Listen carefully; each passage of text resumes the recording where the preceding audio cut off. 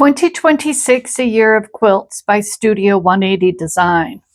Each month, Studio 180 Design is highlighting a pattern for their calendar. And we have reached July and the Water Lily quilt. Hello, quilters. Allison here from Meadow Quilting. And I've challenged myself this year. Each month, I'm taking an element, a unit, or a block from each of the highlighted patterns in the calendar, and I am sewing some blocks, and I'm doing borders round and round. So we started off with the wedge star unit or block, and then we went on to the V block, and then we had a couple of months where we were using the star 60 and then the split racks. And then in June, I did a Rapid Fire Hunter Star. Now, the thing with the Rapid Fire Hunter Star, there are two sizes, but the smallest unit I can do is a 5-inch. So that half border is 5 inches. And for these Rapid Fire Lemoyne Stars, I'm making them 3 inches. And I'm not too sure whether I'm going to go up above or down below. We'll just have to see. So join me as I work through making these blocks. The Water Lily quilt pattern uses the Rapid Fire Lemoyne Star and the Tucker Trimmer 3 tools. Now we are going to be, it says that we will be making 9-inch blocks if we follow the pattern. But I'm working on my row, and I think instead of doing a 9-inch finished block, I'm going to do a 3-inch finished block. So let's have a look. We are going to be using the Rapid Fire Lemoyne Star. Again, like all Studio 180 design tools, there are multi-sized. We can do from 3 inches up to 12 inches with this Rapid Fire Lemoyne Star tool. The instructions are included, or you can go to their website, studio180design.net, and you can download a letter size PDF document. I like this because I can hole punch and put it in a binder. I'm going to be doing a 3-inch finished block. And it tells me that I need a 1 1/4 inches for my star points or star strips and 2 1/2 inches for my background strips. I have my strips already cut, my background and my star points. What I'm going to do is I'm going to label these, and I am going to label with a strip A and label with a strip B.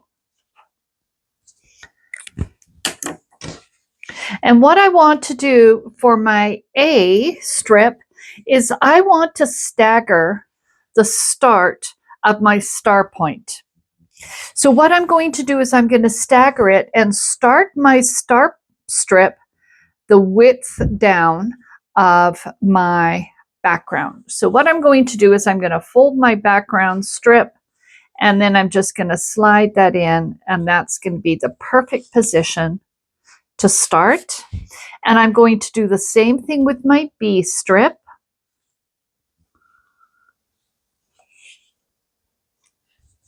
Just like that.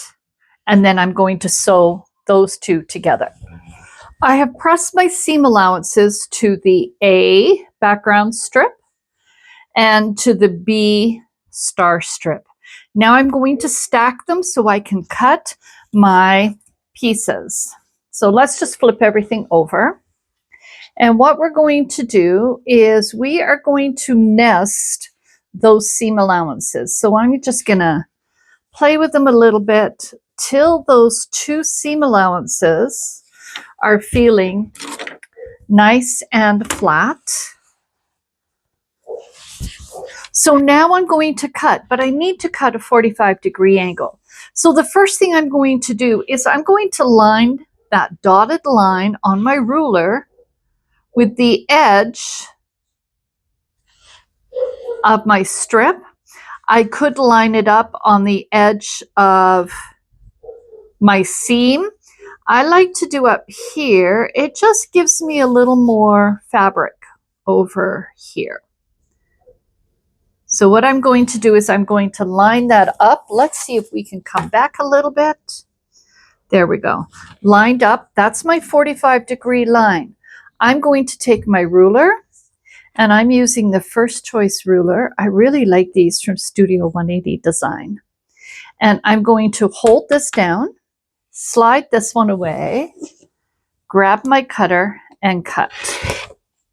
Now I'm going to do some cutting right-handed, and then I will show you some left-handed cutting. So we don't need that little piece. How wide were these strips? They were 1 1/4. So now I'm going to cut these sections 1 1/4.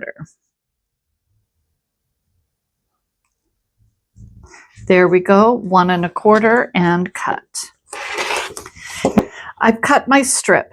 Now what I want to do is I want to cut a triangle. So I'm going to use the tip of my seam intersection and a horizontal line and just cut off that triangle.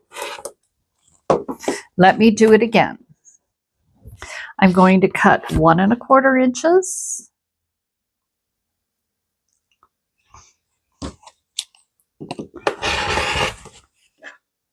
I'm going to rotate. I'm going to line up and my ruler to the tip, and I'm going to cut. Now you will notice that these triangles aren't perfect. I'm not worried about that tip. I will deal with that later. We start with what we're going to be trimming on the right-hand side, and we are going to take our Rapid Fire Lemoyne Star tool, and we are going to line it up on that edge or on the seam. Now here I'm going to do the top edge simply because I want to make sure that I have enough fabric when I go to trim. I'm going to hold that, put my second ruler beside, remove my Rapid Fire Lemoyne Star tool, and cut my 45-degree.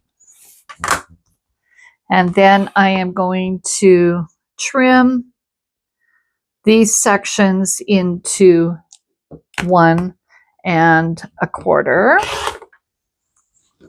Let's move that out of the way. And then I can rotate, and I'm just going to go to my seam intersection there. That'll work. And up, rotate,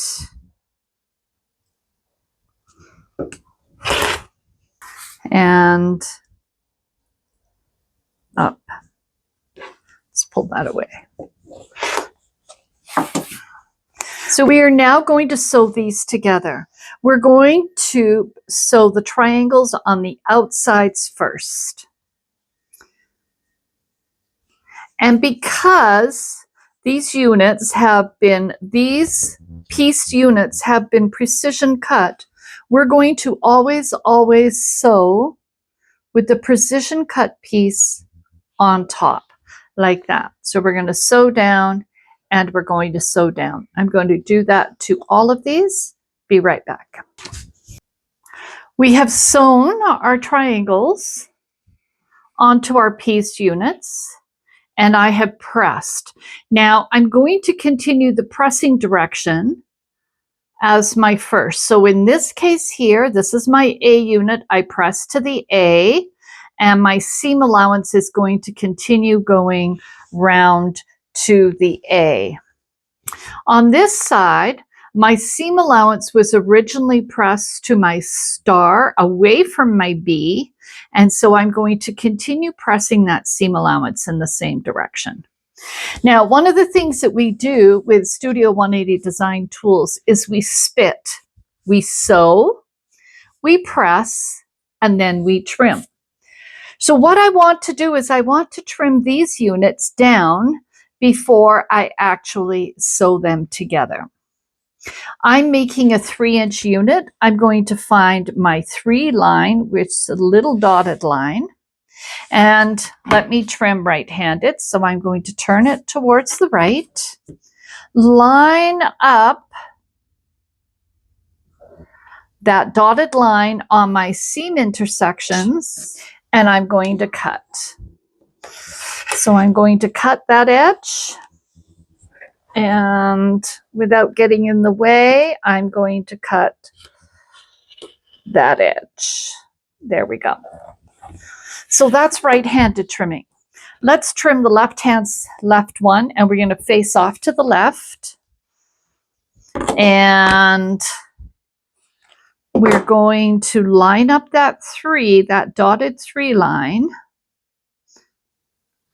And we are going to, there we go, we are going to trim. See, and that little bit that we had hanging off the edge of our triangles doesn't matter anymore. And trim. There we go. So now these 2 are trimmed. So I sewed, I pressed, and now I've trimmed. I'm going to sew these together. And because my seam allowances, let's have a look at the back side, because my seam allowances are all going the same direction, these 2 seams are going to nest beautifully. And if I want to put a pin in,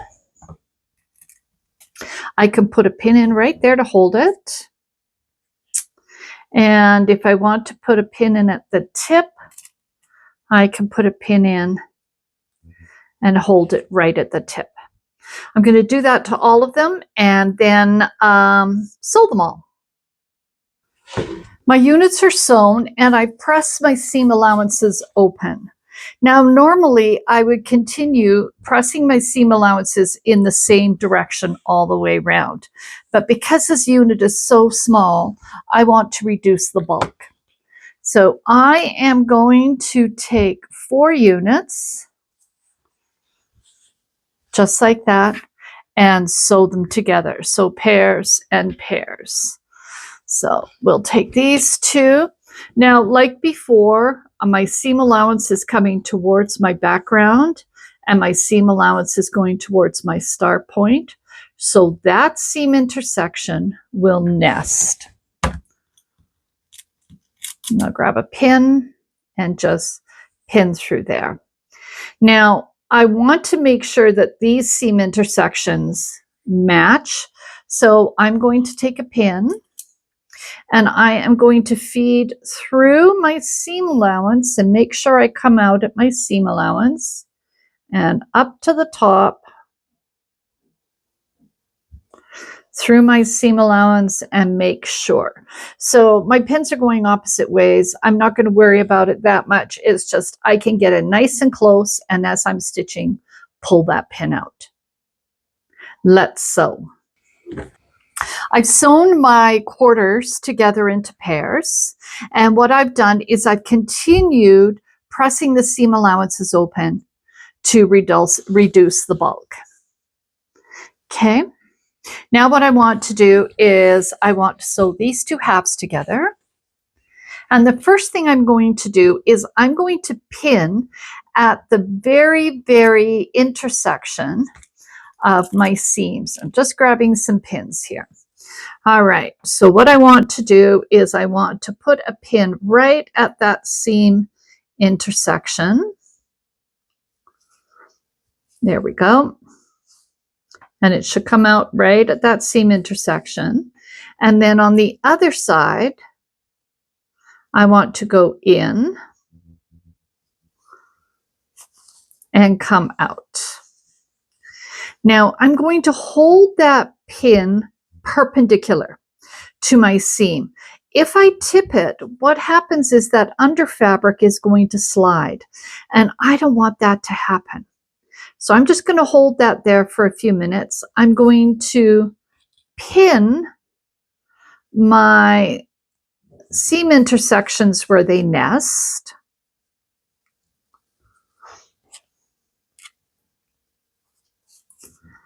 And then I'm going to come back to the middle and holding that pin perpendicular. So I call this a stab. And now what I'm going to do is I'm going to slide. I'm going to just slide a pin in very, very close to that perpendicular pin and on one side, and then I'm going to do the same thing on the other, just sliding it in. Then I can take that pin out and then I can sew. Now, one of the things that I like to do, because I end up with these pins so close together, I get kind of a bunch there. So I'm going to sew on that side and then make sure that I get right through that seam intersection.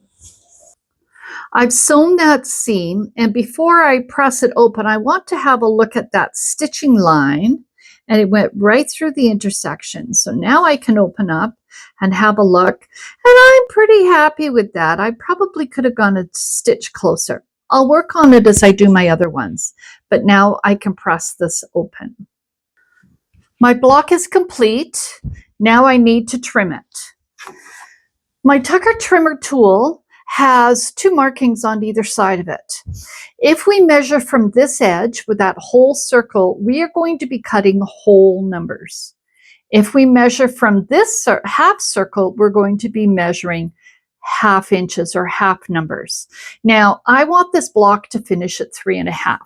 So I'm going to cut right-handed, and I'm going to put my diagonal line, my center diagonal line, through the center of the block. And I'm going to line up my 3.5 inch line through the opposite diagonal line. And my center should be right there.